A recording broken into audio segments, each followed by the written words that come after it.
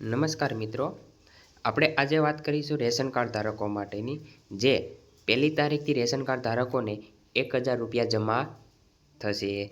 પણ જેટલા ration card ધારકો છે, એપીએલ કાર્ડ ધારકો, બીપીએલ કાર્ડ ધારકો અને અંત્યોદય કાર્ડ ધારકો, આ ત્રણેય રેશન કાર્ડ ધારકો જે છે તેને હવે 1લી તારીખથી 1000 રૂપિયા જમા કરી દેવામાં આવશે. તો કઈ રીતના 1000 રૂપિયા જમા કરી દેવામાં આવશે તે આ વિડીયોમાં આપણે સંપૂર્ણ માહિતી લેશું. અને જો તમે અમારી ચેનલમાં નવા હોય તો ચેનલને સબસ્ક્રાઈબ કરી દેજો અને બેલ નોટિફિકેશન ઓન કરી દેજો, જેથી અમારો વિડીયો સૌપ્રથમ તમને પહોંચી જાય. અને તમે કયા જિલ્લામાંથી વિડીયો જોઈ રહ્યા છો તે આ વિડીયોમાં કમેન્ટમાં લખી દેજો. આગળ વિડીયો ચાલુ કરીએ.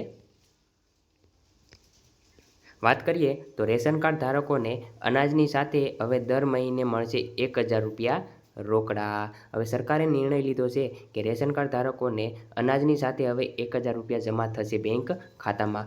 આગામી 1 તારીખથી અમલ શરૂ થશે, જે આવનારી 1 તારીખ છે 1/8/2025 અમલ શરૂ થશે આ યોજના.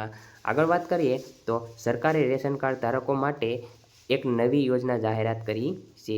આ યોજના હેઠળ રેશન કાર્ડ ધારકોને દર મહિને અનાજની સાથે 1000 રૂપિયાની નાણાકીય સહાય આપવામાં આવશે. જે સરકારે નિર્ણય લીધો છે કે રેશન કાર્ડ ધારકો જે છે તેને હવે ડાયરેક્ટ બેંક ખાતામાં 1000 રૂપિયા એક મહિને 1000 રૂપિયા જમા કરી દેવામાં આવશે. આ યોજનાથી મોટાભાગના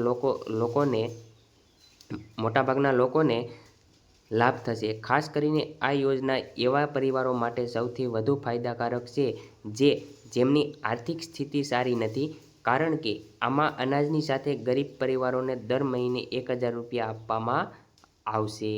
પણ ઘણા બધા રેશન કાર્ડ ધારકો જે છે તેને આર્થિક રીતે ફાયદાકારક થશે. 1000 રૂપિયા આપી દેવામાં આવશે. તેની સ્થિતિ સારી ન હોય તો અનાજ સાથે પણ 1000 રૂપિયા આપવામાં આવશે.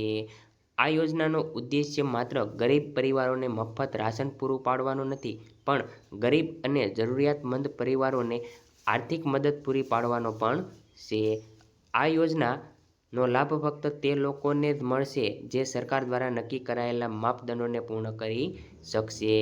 જે આ લોકો જે રેશન કાર્ડ ધારકો જે છે તે કોને મળશે? જે ગરીબ જે છે તેને પણ 1000 રૂપિયા આપવામાં આવશે. જે કોઈ સરકારી નોકરિયાત જે હોય તેને પણ 1000 રૂપિયા આપવામાં આવશે નહીં. આ યોજનાનો લાભ લેવા માટે સૌપ્રથમ તમારે રેશન કાર્ડ ધારક હોવું જરૂરી છે.